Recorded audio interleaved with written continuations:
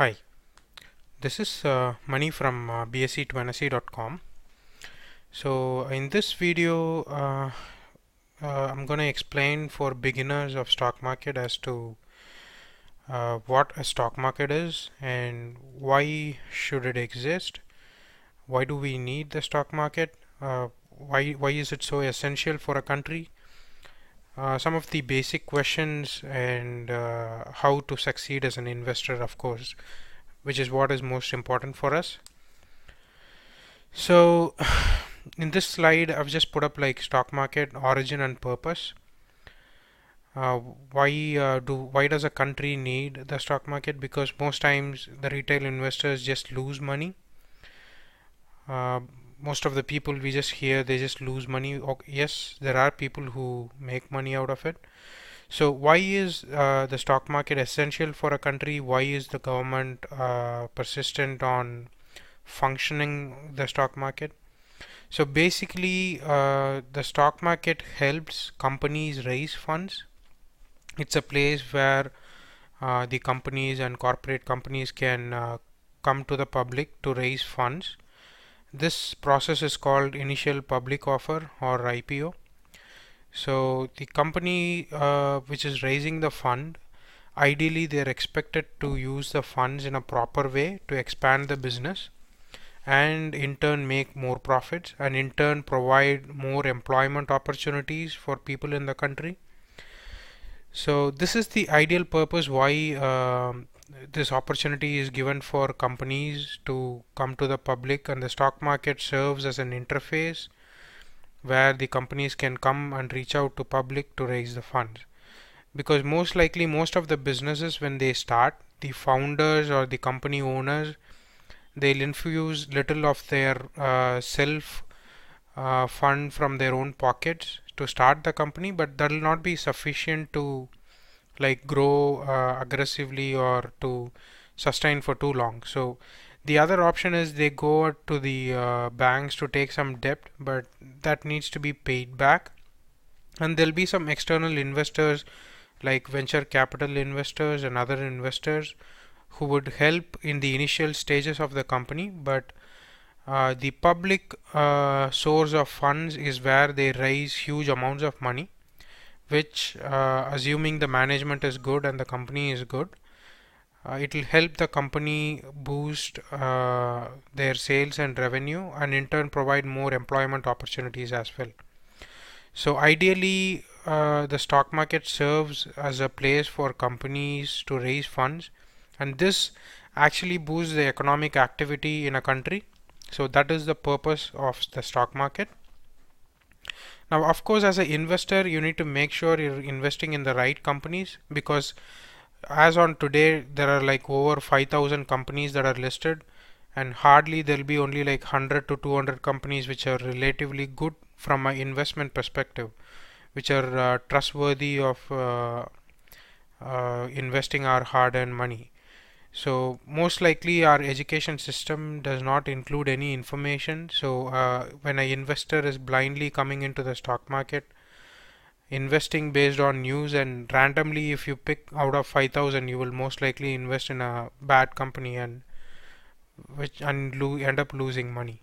So the next slide here, I'm just depicting again like a business or a company. They come to the IPO market, they raise funds from the public, and after that the shares are given to the investors, and then it goes to the secondary market or what is called as the stock market, wherein the shares get traded and just exchanges hand, just like people buy and sell properties. Here in the Indian stock market or the secondary market, they just buy and sell shares from each other, and it keeps changing hands. So in this slide, I'm just putting up some of the basic fundamental analysis that people should know, and some of the analysis are pretty simple. Just like a individual, a company will also have debt or what is known as loans. They'll take loans from the banks, and a company with high amount of debts will always struggle to move forward, and the investors who are invested in the company also struggle, or the share price typically goes down. I forgot to mention one more point here. So like promoter pledged shares.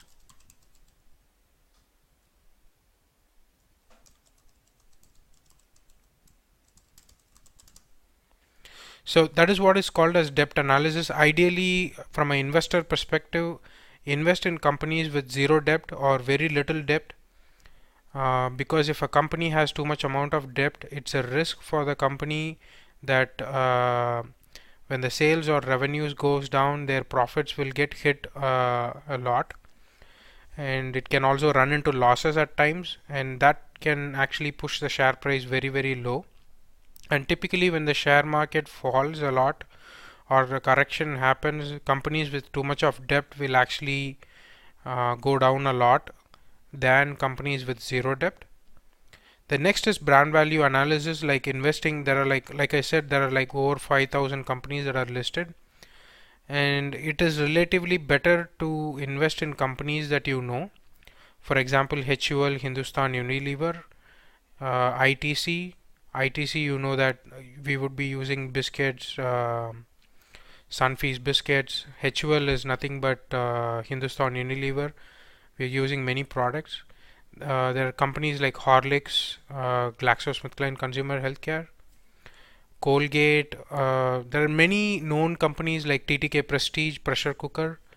So even though most people only talk about Infosys as a successful company which has given good returns, there are many companies which have given 10 times returns, 20 times returns, 100 times returns, companies that we know ourselves. For example, Fevicol, Pidilite Industries.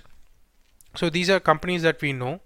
So ideally, companies with very high brand value will relatively be beneficial for the investor, and they will mostly give good returns and profitable returns to the investor.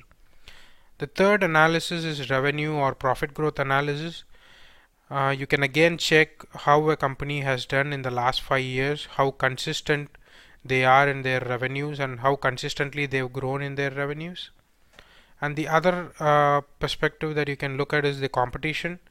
Now, for example, the only competitive product for Horlicks in India is Complan, and Complan is actually owned by HUL, Hindustan Unilever.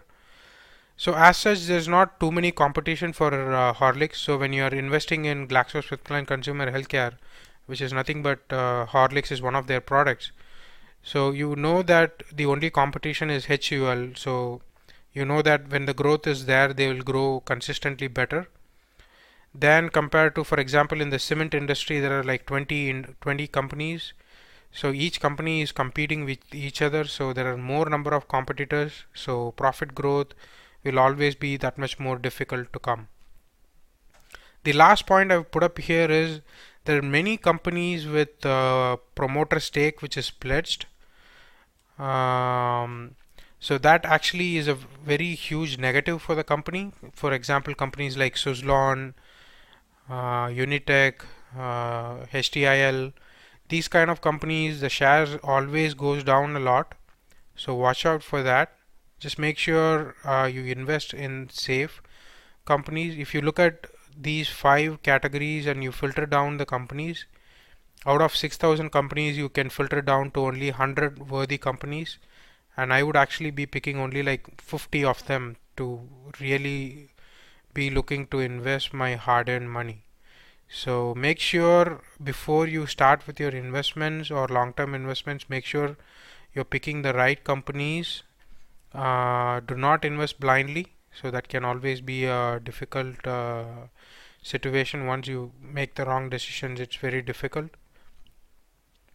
So just to talk about again, why should we take such huge risks to actually be investing our hard-earned money?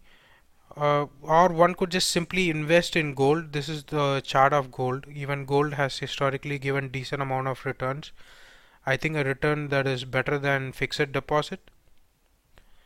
So just again, what's the big deal? Why should we actually invest in stock markets? So here's assuming I am investing 1 lakh today, here's the fixed deposit returns. Stock market returns, assuming you're picking the right companies. So 20% stock market investments if it is 30%, if you're able to achieve 30% every year. And if you invest 1 lakh today, 20 years down the lane, the fixed deposit will end up with 6.7 lakhs. But stock market with 20% returns will be 38 lakhs. Stock market with 30% returns will be close to 2 crores.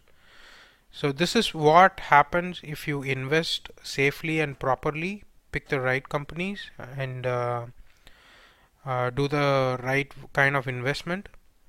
So this is how much you can leverage from the stock market. Again, you need not invest blindly or completely in stock market alone. Make investments in gold, make investments in fixed deposit as well. But try to also pick good companies and invest in stock market, and look to invest for long term, something like at least 10 years or 20 years time frame. You should definitely do well. I think this video is decent enough for a stock market beginner. Now, some of the fundamental analysis that I just mentioned in the previous slide, most of this I've explained in my book. To read my book, the book doesn't cost too much. I've put up all the details in the book. The book costs 300 rupees. You can log on to bse2nse.com and order for the book for cash on delivery. So once you know these few basic rules and you know how to pick the right companies, then it becomes very easy to invest long term, and stock market is not actually complicated. But unfortunately, we are not taught about this in our school education, and most people, when they start out, 99% of the people start out with pretty much zero knowledge, and instead of learning the basics and getting the basics right, they invest based on the news and what they hear, invest on rumors, invest on what someone else is telling, and they end up going wrong mostly. So just to sign off before this video goes, I just want to share something about Warren Buffett. He's been an investor since 1965, and in the 40-year period between 1965 to 2005, he was able to achieve 21% returns, and he's a great inspiration for anyone who is looking to invest in stock market. So any questions or any queries, as usual, feel free to post in this video, and subscribe to our YouTube channel for more videos. We are also there in Facebook. Log on to bse2nse.com and you can register and post any queries of yours as well. So that's it for now. Thank you.